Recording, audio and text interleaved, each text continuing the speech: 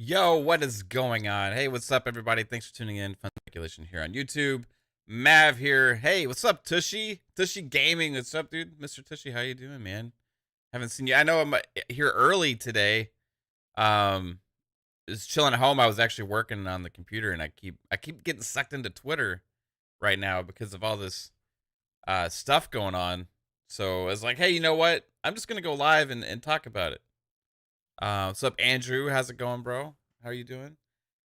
Yes, like crazy stuff. Before I get started diving into this, though, I want to say thanks to everybody who's going to view this either live or after the fact, and also anybody that's out there, check out Xbox Ultimate tonight. I know Tushy, you will be asleep. You know, that's way past your bedtime, but appreciate you stopping by here, man. All right. So we got some craziness going on Twitter today. It's been pretty juicy, actually. Almost like a journalist, like almost, at each other on Twitter, or kind of antagonizing a little bit, and then making amends right after over some like ridiculous stuff. It's pretty ridiculous, honestly. I don't really understand what all the hullabaloo is about, but it was worth talking about because it's causing a lot of stir. So, Aaron Greenberg on Twitter had quote tweeted, VGCHARTZ, and I'll bring that up here. Yeah, he had quote tweeted VGCHARTZ, and it's just saying, Xbox Series X and S versus 360 sales comparison after 17 months, right? And yeah, so I guess Aaron Greenberg was happy about it because he said thanks to all the people who have helped support the growth and adoption of Xbox so far this generation, right? So this is not like Xbox versus PlayStation or any nonsense like that. This is just straight up, Xbox talking about Xbox, okay, and even indirectly, just acknowledging another, like, VGCHARTZ is a website where they kind of estimate game sales, right? And it's been used for years, so they're just kind of acknowledging that those numbers that VGCHARTZ came up with, and he says thanks to all the people who helped support the growth and adoption of Xbox so far this generation. Lots of work ahead, and hopefully supply continues to improve globally as well. Well, this caused a lot of controversy because, oh my gosh, an Xbox executive acknowledging VGCHARTZ, and they don't even release their own sales numbers? Well, they just don't, right? But we do get milestone announcements every once in a while, right? From Microsoft. That's just their company policy. But it's kind of strange how this is turning into like an attack almost from some against VGCHARTZ and their credibility when honestly they're just an estimation site and to begin with, and I don't think any journalist out there or anybody out there is claiming that their numbers are 100% factual, right? There's just estimations, right? But the estimations are usually fairly close. I mean, they're like, if you say, well, they were off 1 million, which is like one of the biggest controversies because they were off 1 million in sales on PlayStation because they said, yeah, we adjusted our estimate because of supply shortages from the PS5 were much greater than they anticipated. So yeah, they overestimated, right? And that happens when you're a website and you're just like estimating stuff. I don't think they're claiming to be like the 100% accurate site. They're just claiming to be like, we use information to gather our estimates, right? Clearly the information was off and they've adjusted that. So, but even if you take into account you're 1 million off, if you have 15 million in sales compared to 14, that's not like, whoa, like holy shit, you're making huge problems here because they're not doing well now because they sold 14 over 15. You know what I mean? Like, it's not going to make a big difference with like people's mind share over like the success of a console or brand. But this goes even further into this because Xbox is mainly just talking about their consoles, right? And so their estimates were Series X and S 13.87 in comparison to what the 360 sold. Again, I'll bring that up. Was 9.38 million in the same time period. So I mean it's fairly significant, right? That's 4.5 million, they say, difference. That doesn't necessarily mean anything like console war wise that people are going to try and make it out to be, but it means that they're doing really well, like way better than the 360 generation. And I think that's all they're really trying to acknowledge here. Same thing when Josh Muncy also went out and talked about the same thing in another tweet here. So Josh Muncy, job's not done, but so many people worked so damn hard to flip the momentum of this console launch after the Xbox One launch. So all it is like a positive sign, right? Like this is all. I think they're not saying, hey, these are concrete numbers, but it does lead a little bit of credibility that it's not crazy far off, right? Because I would say that they probably have an idea of what their numbers are. And I would say that just leaves a little bit of credibility that it's not that far off. So, yeah, are we allowed now? It seems like the reason I'm bringing this up, because it seems like because Xbox is starting to have a lot of success and maybe playing catch up, right? Maybe playing catch up a little bit to other sales numbers that are estimated out there. People are starting to freak out about the use of these sales estimates as a tool for, journalism or commentary, right? And whereas for Xbox, the one thing that's remained constant the last generation, since they started this push towards Game Pass and PC and all this stuff, so in the Phil Spencer era, is that Xbox console sales aren't the end all be all, right? And that's a lot of people have had that argument the last several years. It doesn't matter as much. They're selling the services. They're not necessarily as worried about the hardware and devices, right? So the hardware and devices, though, are still an important factor, and it also is a sign of the relative health of the brand. And it sells estimates out there, even when they're like, if you have a lower Xbox number, I think it's more okay than if you have like a lower PlayStation number for sales, right? Because like a PlayStation, not all their games are on PC. You don't really have a lot of access to the ecosystem on PC. You don't have like the whole mobile thing taken off right now. With Game Pass going to mobile, all these other things to access the services other places. So pretty much the primary focus of the PlayStation still is on the console. So if a PlayStation sales numbers are struggling a little bit, then it's going to be worse for them as it would be for Xbox. And that was the primary argument that a lot of people were making when the Xbox numbers were lower last generation. So while it's not the end all be all for Xbox because they have shifted into this, that Xbox is a device to access the ecosystem. It is not the platform. The platform is Xbox. The device is is an Xbox, and that's one of the best places to play this ecosystem where you can also play on PC, you can also play on phone, you can also play anywhere where you can stream your games, right? So the sales numbers haven't always mattered as much platform wise, but they still do matter, right? Like you can't act like if they only sold like 1 million Xboxes, like that would matter. That would be a bad thing. You know what I mean? Like so it still matters and it's a sign of progress. It's a sign of good things. And that's all they're trying to do is put this tweet out there and say like, "Hey, yeah, look, we're doing good. We're happy about this. Like, thanks community, thanks for people for sticking with us through the hard times." But man, some people out there are like, "Whoa, hey, you can't do that.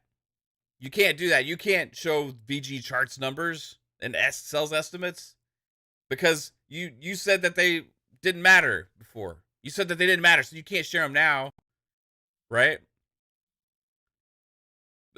It's almost like the same people that were using all those sales numbers as a talking point about how Xbox wasn't doing well because of the sales numbers are a little. It's almost like they became worried or something that is being taken away from them now because the sales numbers are catching up. And in fact, in the US, within a couple weeks here, they're probably going to surpass PlayStation 5 in the US for Series X and S. Globally, by the end of the year, it's going to be pretty close. If PlayStation doesn't get their supply shortages in check, and that's the main thing here. It's not a thing about console war stuff. It's about supply. There's Xbox is available. I can go to the store right now and I can go buy an Xbox Series S. Or if I go to the right store and I call around a little bit, I can probably track down a Series X. In fact, last week they did have a Series X at my local GameStop. So supply constraints are the main thing making this go for Xbox right now. Plus, you also have the Game Pass effect with the value, the proposition, right? You got $300, that's all you got to spend. You pay $15 a month and you get your games and a service, right? But think about this, right? Later this year, we're gonna have all these first party games drop. You got Starfield, you have Redfall. You're gonna have probably Forza Motorsport. It hasn't been announced yet, but we can pretty much count on that, I think. And then you're also gonna have some other third-party games like Warhammer Dark Tide. You're gonna have Scorn, some other stuff. All these things are gonna be in Game Pass, right? And you're gonna have a $300 option that's available to pick up, readily available right now.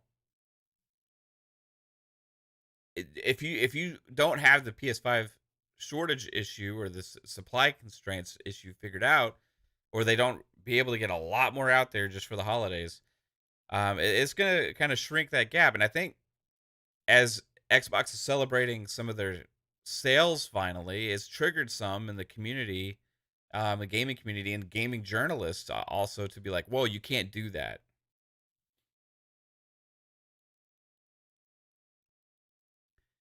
It's kind of weird. Like, as a sign of success, as a sign of promising times to come, to say, hey, you can't do, like, hey, what are you doing? And I've seen even some say, hey, don't give them any credibility, right? I saw today, I think Jeff Grubb, he had made a tweet about, hey, like, they've made some improvements over the year at VGCHARTZ, and I think that's pretty good that they've been making those improvements or whatever. And then another journalist was like, "Hey, they're bad. You shouldn't you shouldn't give them any credibility or whatever." And then they had gotten like a debate back and forth about it a little bit. And here's the thing: that people take this stuff too seriously. Like nobody's going out there being like, "This is the exact number of units sold," right? Like that's not what it's about. It's about a sign of progress, a sign that hey, it's doing well. The PlayStation's doing well. The Xbox is doing well. The Switch is doing insanely well. So everybody should be happy. And when company celebrates their success, even in a little way, and in a little way, because of their unofficial source, it draws controversy. It just doesn't make any damn sense to me. What's up, Elkdood? What's up, Retro Nerd? What's up, 3-Bit? I don't know. What do you guys? I'm curious what you guys think in the chat. Hey, Gaz. What's up, Gaz? Dude, Gaz. I don't understand why like people making a big deal like people can't say like hey, these sales estimates out there look promising. Hey, look at Cam's timing out Gaz. Can you undo that? I don't think you can, dude. I don't think. Hey, Elkdood timed out Gaz. I can't do anything about it. I seriously though. Hey, hey, Gaz, I'm gonna. Do you want me to take his wrench away? I think I may have to take Cam's wrench away. I don't know. But seriously, like the sales estimates, like I just don't get what is bad about talking about estimates of sales. It's not like it's the end all be all for Xbox anyway, but it is a sign of something positive, right? But the talking point now is like, well, because we didn't say sales numbers mattered before, we can't talk about them because we said sales numbers didn't matter before, we can't talk about it now because that you can't do that. Like, I don't know. Like, yes, you can. You can talk about estimates. It's a sales estimate. Like, even if they're a million off, it's still like relatively within like a few percentage points of being accurate. That's better. So I don't know. I don't know. I'm curious what you guys think. We're gonna talk about it a little bit tonight on Xbox Ultimate. There's definitely some weird journalism things going on out there that it seems like, I don't know if anybody else notices this, but whenever like that positive thing comes out, especially if it's regarding Xbox, people get weirdly like defensive and strange all of a sudden.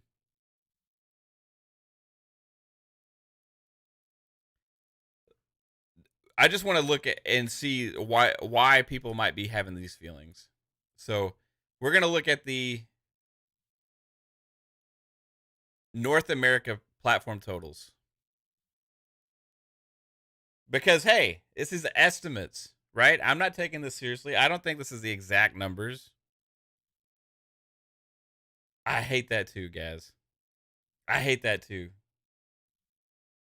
Like, don't do that. You're not allowed to do that. Why should, like, come on.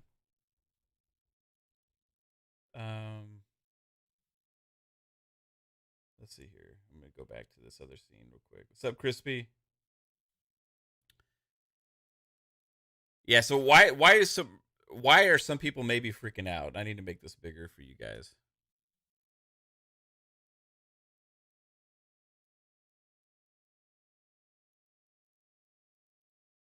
All right. So, here we go. We go down to the current gen. Doing pretty well, already. I mean, they could be doing a lot better if they hadn't had such supply constraints to begin with. But we got about a 5.2 million gap globally. This is the global column. Estimated, right? And then in the US, you got 120,000. You got 120,000 in North America right now. Estimated difference, right? So you think about this, right? The weekly charts the last couple weeks had the sales estimates had Xbox up over PlayStation by about like 40, 50,000. each week. So within a few weeks, if these numbers stay, or I'll say within a month, the Series X and S is probably going to pass up the PS5 in North America, right? Um, do you think that maybe has like a little shifting of the tides, and that might be ruffling some feathers out there, where you've had some people that have proclaimed that Xbox was doomed to fail, and it was inevitable. I saw that tweet, Gaz. Yeah. Where people have proclaimed that Xbox was doomed to fail and it was inevitable, has potentially, within a few years, stormed back and could be taking the lead in the North American territory, which is the largest territory over Sony. Now, if Sony didn't have supply issues, it wouldn't even be close. It wouldn't even be close, but that's a fact. That's a reality. That's why the Series S exists, right? Or maybe it's a good foreshadowing by Xbox. But it's a fact that this is happening. Whether it's an estimate or not, those numbers, if they're 100,000 off, if they're 200,000 off, if they're a million off, it's still that traction is already happening, right? So this, like Crispy said, this is without all the big first party games. This is without all the big first party games. This is with Halo Infinite, no content issue, right? That we're gonna see hopefully fixed here soon. This is with all this lack of news lately regarding anything big, the big silence from Xbox over the last several months. They're still doing this. Despite all of that. And Xbox is celebrating it happily on these tweets. And I think that's ruffling the feathers because people are starting to see that this is working for Xbox. That they were wrong. That this model of the Game Pass subscription model, of these 2 SKU model, and all this stuff is actually working. It is leading them into a potential lead of the generation in a few years. Who knows what's going to happen 100%. But like we said early on, once this flow of games starts happening, because they've had such a lack of content, it's taken several years to make all these games, and once they've acquired all these studios, they have all these projects in the works. Once that pipeline really gets ticking, which hopefully that's this holiday going into next year, maybe there won't be that 6-month gap in 2023, right? Hopefully that happens. But once we have like 4, 5, 6 good first party games and third party published deals on Xbox each year, that's going to be a reality. Once that happens, it's all in Game Pass. It's pretty, like, I don't think there's any stopping that train.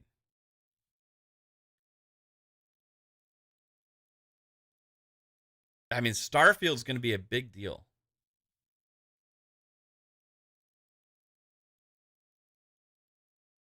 It's going to be a really big deal. And also think about how big Forza Horizon was last year. That took the gaming world by storm. And it's just one of their racing games that they've been releasing like every few years, right? That launched them, and it got so much attention. Just one of their racing games, right? Did you see what happened with Gran Turismo this year? It did not have the same impact. Can Forza Motorsport capture the Forza Horizon thing from last year and do well again? It's possible. Crispy says, here is the fact.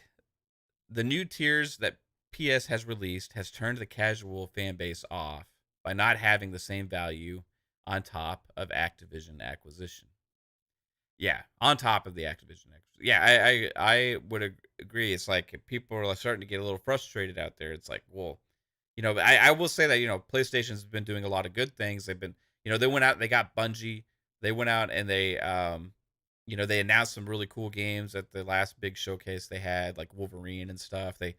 They've made some other investments. They have the VR thing coming eventually next year probably. So they are doing good things, but in comparison, like Microsoft is flexing their muscle where people said it was inevitable that they were going to fail and going to be out, like they're pretty much closing down the business, which as to a lot of people it kind of seemed like that's where it was headed.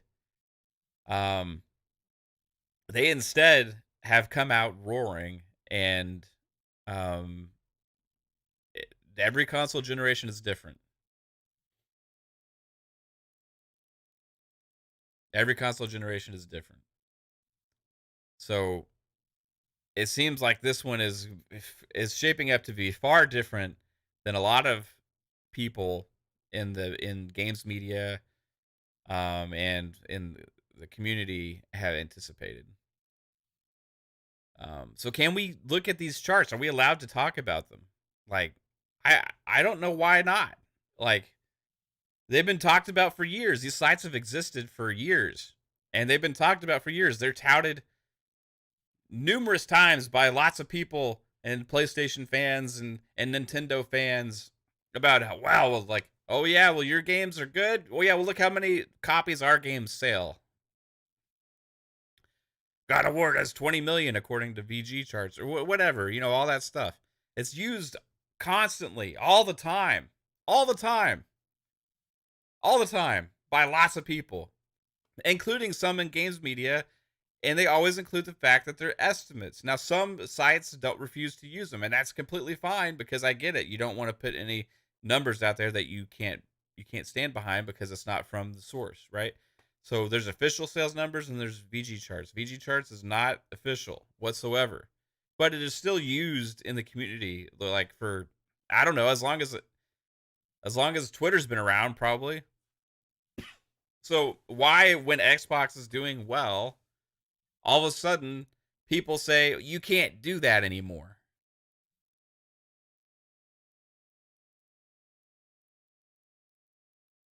I don't get it. Felix says Game Pass will push Forza. GT7 was sent out to die, in your opinion. Sony still thinks it's 2013. Sony's in a place where they're like caught between two things, right? It's like they want to do, they see the big picture, some of them do, and they want to go for it. But then another half of them is like, wait, we can't afford that, and we can't do that because that's not what we're about. And you got the business people and the people that are seeing what's going on in the industry, and like the analysts, so we need to do this. We need to go all in on this, right? So then they come up with an idea. We're going to take what we have and we're just going to twist it around and repackage it and make it seem like it's something new. And then maybe we can use those numbers to help.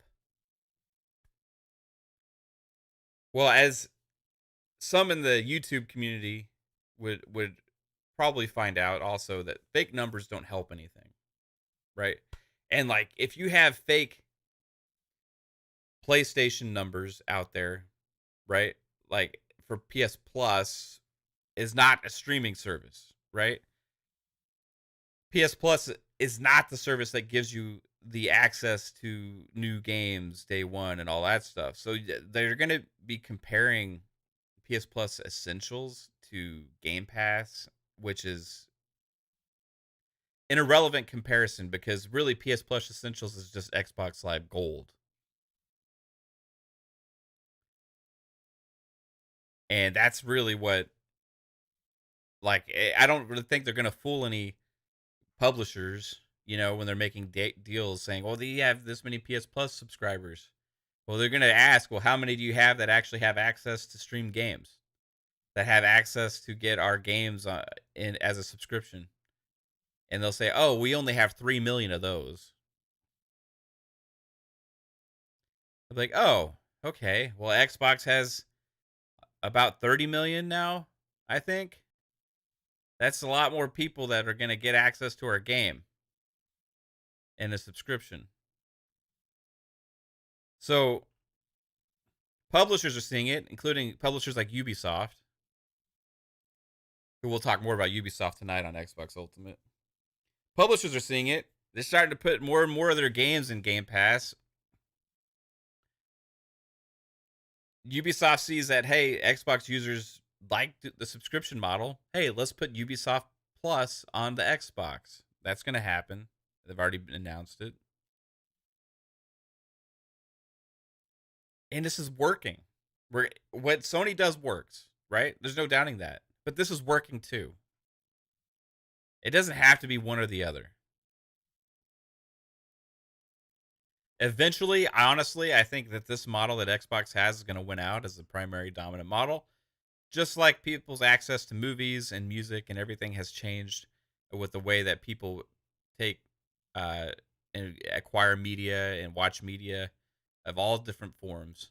Eventually, this, because technology will determine it, will win out.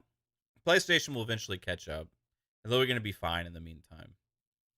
But this model will win out, and I think it's caught people by surprise because they were not anticipating it this early, and they feel like Microsoft is strong-arming their way through the industry with their money. And maybe some of that's true, like the Activision Blizzard thing. But it's also, it turns out, even according to a Sony CEO, Jack Tretton, that is former Sony CEO or executive Jack Tretton, it is a good thing for the industry as a whole. So you have all of these things happening. You got companies starting up all over the place. You got more games going into Game Pass. Xbox is selling more and more and more. And we're not allowed to talk about it. Because it didn't matter last gen. That's bullshit. So let's talk about it. Again. So right now, you see Xbox is still, what is it, 7.6? So comparing this in the same amount of time, this is North America. So globally, 14 million. Now, I want to talk also, if you look at Europe, they're like 3 million off on Europe. But if you look at the sales numbers in the last several weeks in Europe, Xbox is like toe to toe in Europe. That could just be availability as well, but they are making some ground there. At least the gap isn't widening. And also, Series X and S, again, I think within a month or so will surpass, maybe 2 months at the most, will surpass PlayStation 5 in North America, according to estimates. So by the end of this year, I made a prediction on a show. I don't remember which show. I made a prediction that by the end of this year, globally, Xbox will be within 1 to 2 million in sales of the PS5. Now, that's just this year. Think about after the effects of all the releases from the year. So you talk about going into 2023, 2024, 2025. Is that progress going to continue? I don't know. Felix says, what do you think about the downfall of Netflix? Is it a note of caution for Microsoft? Increasing the price may not be an option. I think Netflix, while people call Xbox and Netflix a gaming, is more in the ease of access into getting the games and the fact of you're paying for subscription model for games. But there's a lot of key differences between Netflix and Xbox, and gaming subscriptions. Period. Not just Xbox, but any gaming subscription, you're giving access to a game. Now, what's one of the key differences between a game and a movie or a show? One of the key differences is that a game has access to also a lot of further engagement and content. While a show, you watch it 2 hours, or a movie, you watch 2 hours, you're done with it. There's no real drive in there. You can't like, there's not access to a further ecosystem. right? Netflix is the ecosystem. I think Netflix is trying to change that by implementing games into their service. Eventually, maybe they're going to have other means of acquiring things through their games, and that could be one of the methods to make more money over time. But they haven't done that yet. Whereas Xbox, if you get like Forza Horizon 5 and you get it in Game Pass, right? And you install it, well, all of a sudden you can also, if you want this, you can buy this, you can buy this, you can buy this, right? Um, Same with a lot of their games. So giving your games, even if it's an expensive game to make, hundreds of millions of dollars or whatever, giving people access to that game for subscription not only gives people access to that game and helps you sell your platform and your brand, but you're also making more money off of those consumers in the long run if you keep the engagement up, because the consumers are at that point going to spend more money in those games. And the more people you have drive to the ecosystem, the more people you have subscribe to the service, increases the earnings potential for every game that goes into Game Pass.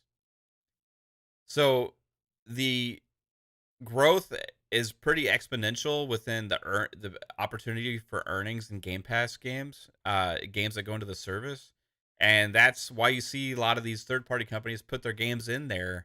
Maybe not day one, but some of them do like 6 months to a year down the road. Some of them go for it day one, because a lot of people, like, it's the more eyes you have on your game, the more access you give people to the game, the more chances you're going to have of engagement with that game, and also potential purchases within the storefronts if there is any purchasable monetization, like microtransactions or battle passes or DLC or expansions or anything like that. You have potential for all of that. Cosmetics, you look at Sea of Thieves, right? There's a lot of stuff you can get within there, right? You can get like pets, they added it after the fact, how you can get a dog or a cat or a parrot or a monkey or whatever, right? And when all this new content comes out, guess what? They have more incentive to release more content because there's more people actively playing it and there's more people that have access to it. Therefore, they're likely to sell more of that stuff. So, earnings from a game in a service, it can be way higher than a movie or a TV show in a service, right? So that's why I think potentially, you may not see um the price go up as soon. Eventually, it will probably go up just because the value is like insane, and they keep adding stuff to it. Like, EA Play, you got more third party games going in there. They keep announcing other games going in there. Like the Shadowrun trilogy is coming to consoles, and they're going to put it in there. I mean, all this stuff. It's going in like crazy, and you got more investment from more studios. I mean, who knows exactly what all they're gonna do, but they're gonna put all the Blizzard and Activision games in there, all the Call of Duties and all the Activision games that Blizzard games that they can is going to be in the service after that acquisition goes through. So all of these things are adding value for us, where the price stays the same, right? I think they're going to be careful and safe about when they increase the price. But when they increase the price, I think it's going to be a lot more palatable because the value is way more extreme. Whereas Netflix has competitors right now, right? So like Netflix has the Amazon Prime competition. They have HBO Max competition. They have Paramount Plus competition. They have Peacock competition. They have all of these different streaming services coming out, Hulu and Disney Plus. They have all of these different streaming services out there. And guess what? A lot of them are coming out with great stuff and a lot of content and original content, and they're cheaper, right? So when Netflix is increasing their prices, it's harder pill to swallow for some because there's other options out there. Right now, Xbox doesn't have any competition really in this space for console market subscription service. PlayStation's trying to do something about it and trying to get in there, but until they release games day one in that service, it's not going to be a one for one, and it's not going to compete. And the value proposition is clear as day about what you get in one service versus the other. Where Netflix is, you got all those other options. So yeah, Netflix unfortunately is competing against Amazon, right? Amazon's got a big wallet. They're competing against Google with YouTube TV and Hulu and all these other options you have out there for services. Even like the cable companies are starting to do, streaming options, and the satellite companies have streaming options instead of having to get satellite. So, there's a lot of competition in the streaming space for movies and TV shows. Hardly anything for gaming, right? Stadia is not going to compete with Game Pass, or Google Stream, whatever they're going to call it, unless they do something drastic. Luna for PC gaming, it might be a feasible option right now, but like console gaming, they're still nowhere near in the space. They're not in the space, right? So that's why you see Netflix, I think, starting to struggle with this. You're losing like what 200,000 subs, and they're anticipating more. Does that spell doom like for Xbox? I would say you would have to wait a really long time until Xbox has feasible competition to even have to worry about that. And at that point, you're dealing with competition, so competition's good, right? At that point, it's not something that we should have to worry about. We should be happy about it as consumers. What Netflix needs to do is step their game up and have more good original content instead of a lot of these like reality and documentary shows and stuff. They're pretty good, but like, we were the Stranger Things is still a thing, but like a lot of the shows they've been having haven't really hit big time for a lot of people. A lot of the new stuff, and that's what it takes for these services. You got to have good content, and that's what Xbox has been seeing with gaming is they have re-emphasized their dedication to quality, because without the quality, they know that they're not going to have a viable service. They're giving the devs more time. They're giving bigger budgets. They're increasing the size of the studios. They gave like Double Fine more time, let them do what they wanted to do with that game to get Psychonauts 2 where it is, right? So this is that dedication to quality and stuff is pretty important. And I don't know. I mean, Netflix has definitely had their ups and downs, with streaming. I mean, they have some of my favorite shows, you know. But how long has it taken for Stranger Things 4 to come out compared to Stranger Things 3? You know what I mean? So it's been kind of a long drought for Netflix and some of their original shows. But you'll see subscribers come back. That's the one thing about these streaming services, and this is another benefit of them, right? If you unsubscribe, the entry point to getting it again is very low. So if something grabs your attention and you really want to, hey, that show looks amazing, you're gonna go subscribe to that service, right? How many subscribers did Paramount Plus just get because of Halo?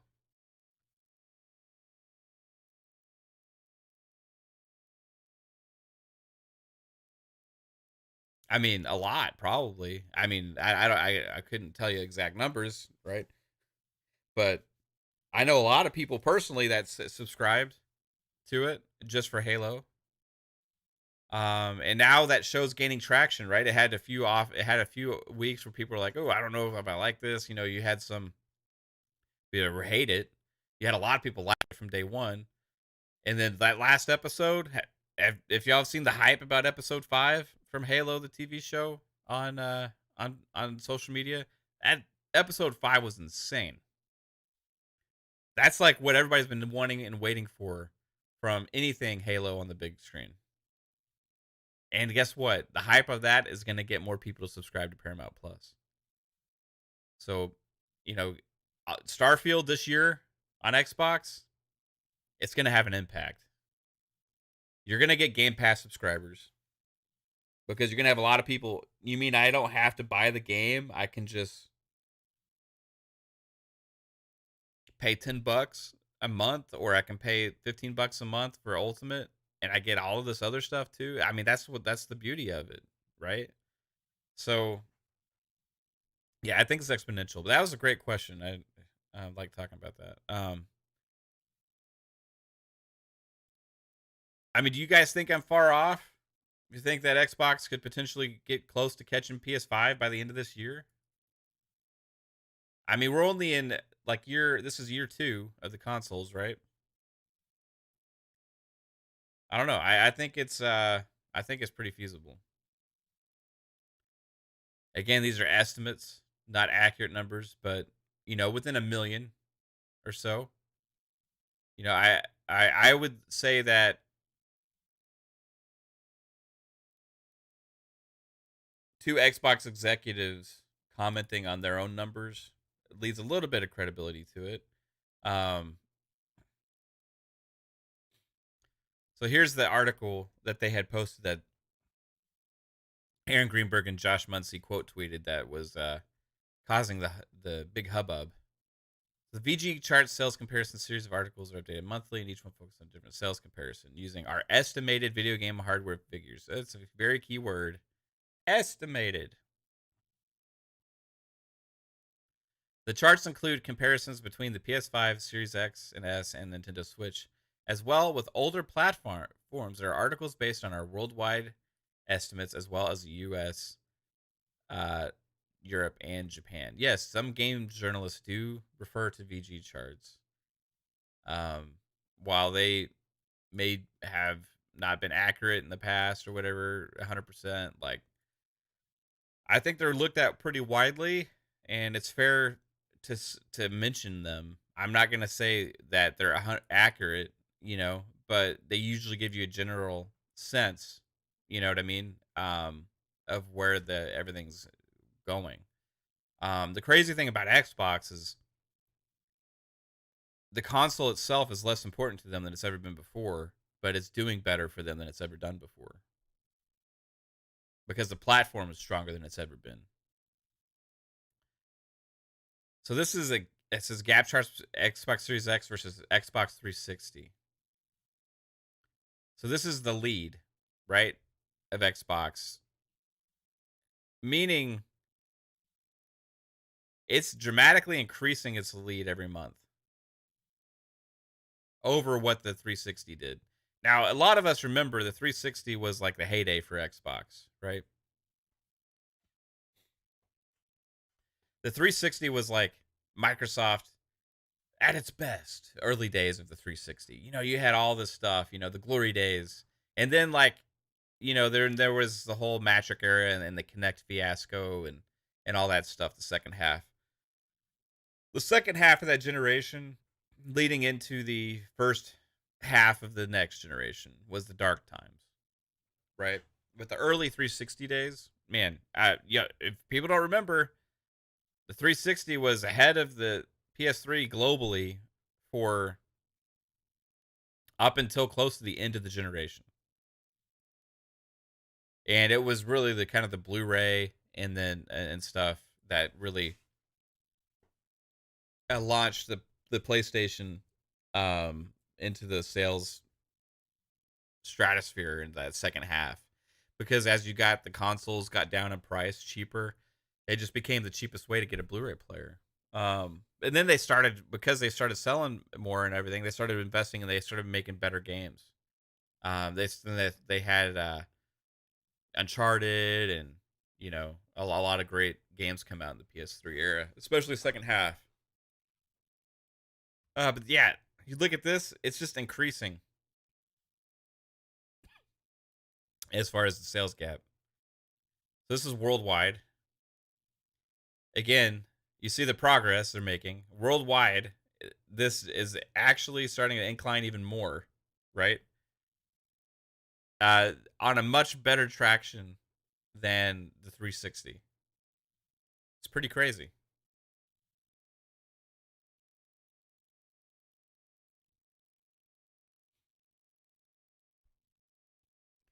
So put that into projections, right? This is early. I like the fact that they did this. You can like give VGCHARTZ shit for not being accurate and stuff, but this is pretty cool work, I have to say. So this is within where we are now. Right at this mark, right?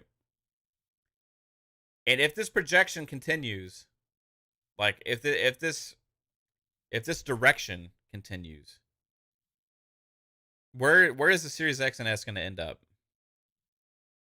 Is it going to potentially even go higher? Is it going to take a dip? Is it going to maintain the same path? If it maintains the same path, that's a lot of Xbox Series X's and S's out there. What a turnaround.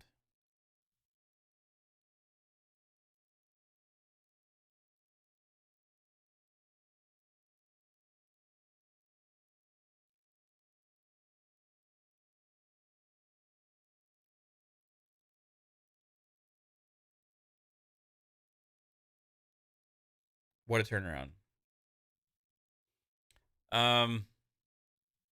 Okay, get into some more of their numbers. The gap change in the latest month, 480,485 Series X and S's.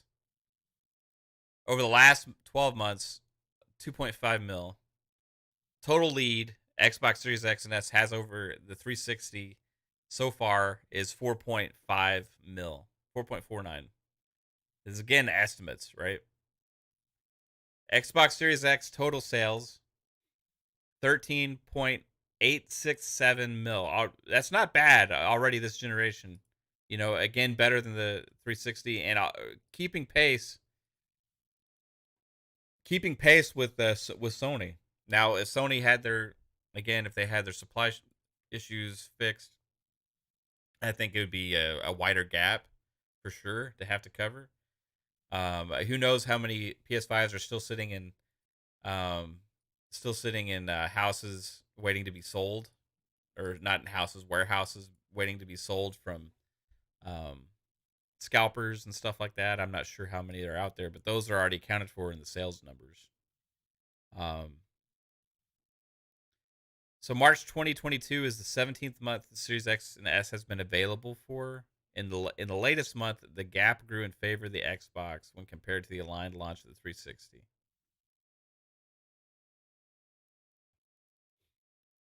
Pretty impressive. I mean, this is estimates, right? It says the 360 did not reach current Xbox Series X and S sales until month 26. And now we're in month 17.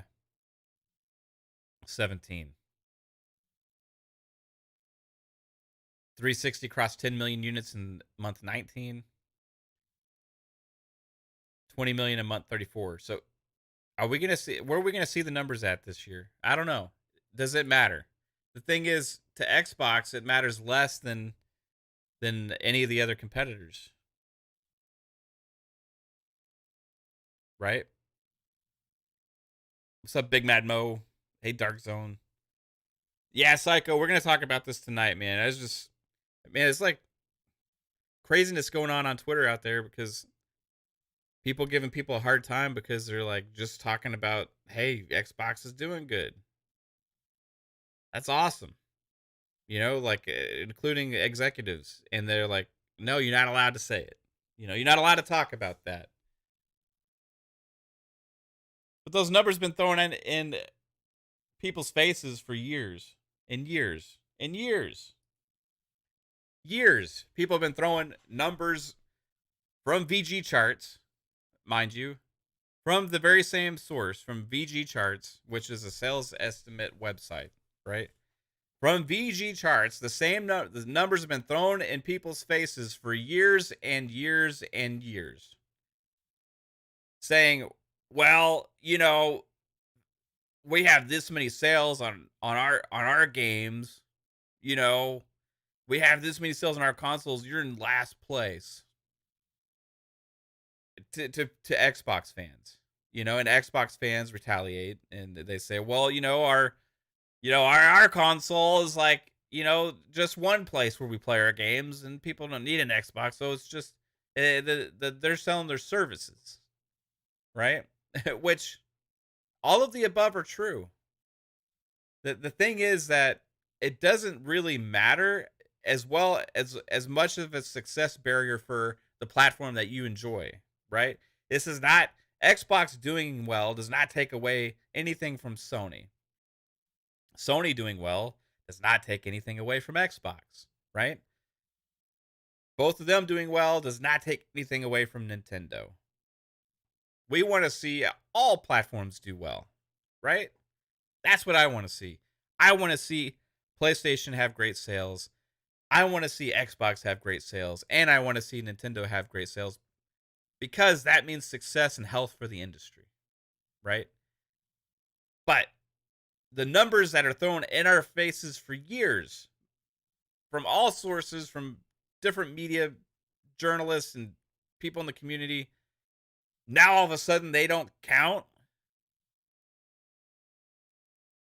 Now all of a sudden you're not allowed to use those numbers.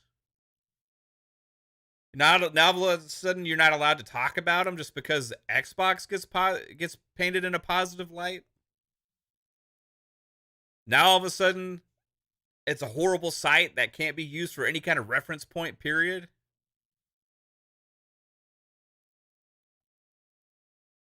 Like, come on. Really?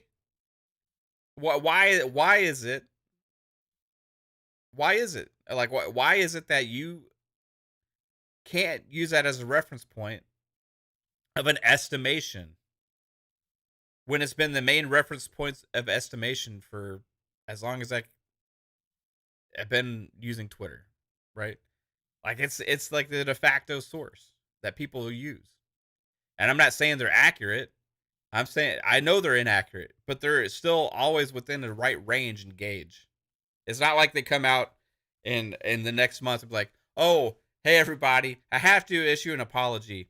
Xbox didn't sell 13 million copies of this game. They actually only sold 1.3. My bad. That's not what happens, right?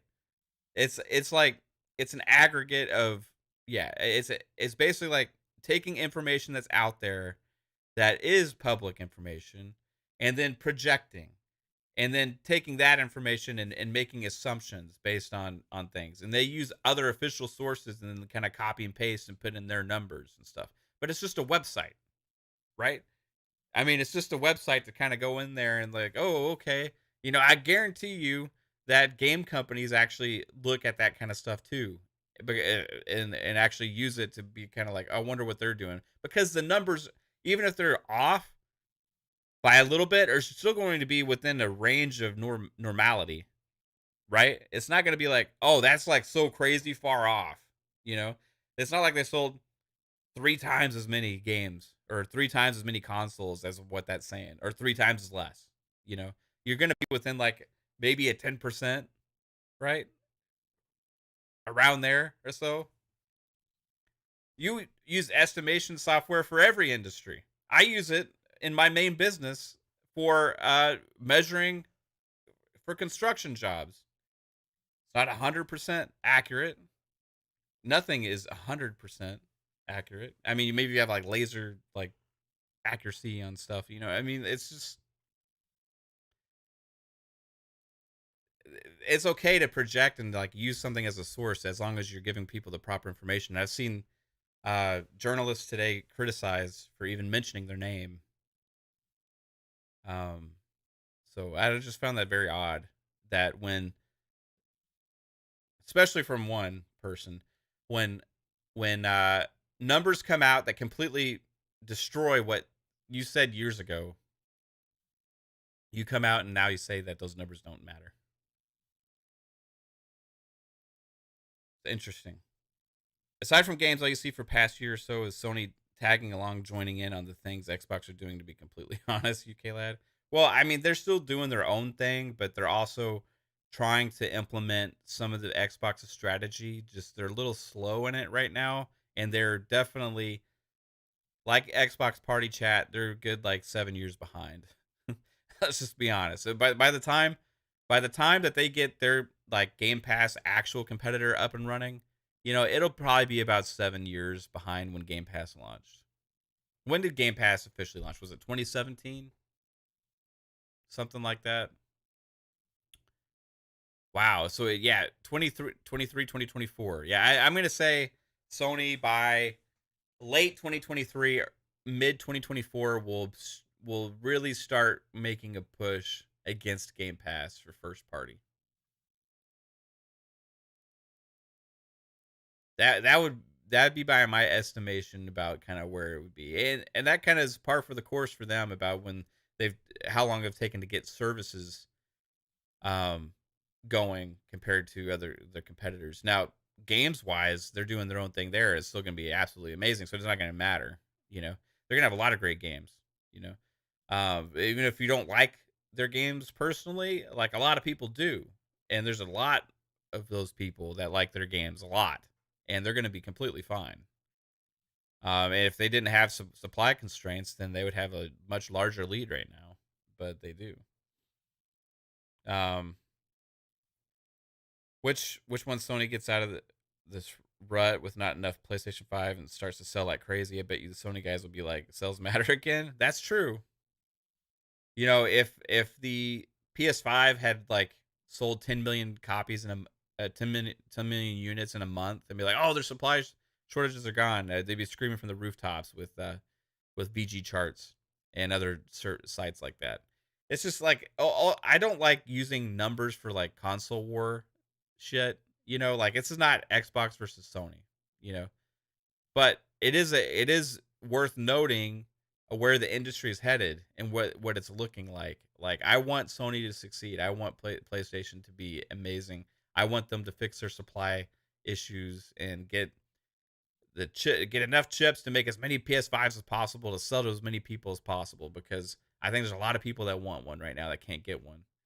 I think it's gonna be better for the games. The more people that have PlayStations, it's better for PlayStation as a company because they're gonna be able to sell more copies of their games, right? If not, they're gonna have to keep looking at ways of putting their games on other devices, which they're already kind of starting to do. You're gonna have more. Eventually, you're gonna have PC day and date. You know, especially on some of the companies they just acquired, like Bungie. You're gonna for sure have PC day and date on there, right? So it's kind of inevitable where PlayStation's headed. I just think their transition's a lot different, because where Xbox started making their transition into the 2017, Sony's just now really starting to do this, right? They're just really now setting the groundwork for it. So you got a 5-year head start there for Xbox. And you see where it's taken them, and you see what it's doing to their business and how it's carrying them forward. And having that $300 Series S out there is also helping a lot. So kudos to Aaron Greenberg and Josh Muncie for sharing that. And it's okay that you did. I know you're an executive or CEOs or whatever, or you work for Xbox, you work for Microsoft and all this stuff, and they're not official numbers. But I'm glad that you're happy that Xbox is doing well. As a consumer in the Xbox ecosystem, I'm happy that Xbox is doing well, because that means there's going to be even more, right? Um, which is pretty awesome. So that's all that those numbers were. Just estimates that show that story. That's it. People out there trying to poo on that, screw them. But anyway, that's going to be it for this stream, guys. Gonna be live for Xbox Ultimate Podcast tonight at 9 p.m. Eastern. Gonna have an awesome panel, and we're gonna get lots of people's thoughts on this. Psychonauts was in the chat here just a second ago. Make sure he gets his say so, as well as Pong Soul. I don't know how Pong feels about this. Maybe he feels completely opposite. Maybe he thinks that VGCHARTZ should never be looked at. I don't know. 3-bit. Hopefully, we'll see him there. Don't know if he'll be there or not. But we'll see. We'll see. Kate will be there. You know, Lupa, and we have an amazing guest tonight. Sour Blow Gaming. It's on a few different podcasts. An awesome guy. He'll be there tonight as well. So again, thank you all for hanging out. Oh, Jasper. Don't forget about Jasper. Yeah. Thank you all for hanging out. Appreciate you all. And I'll see you tonight, 9 p.m. Eastern, Xbox Ultimate Podcast. Have a good one. Bye.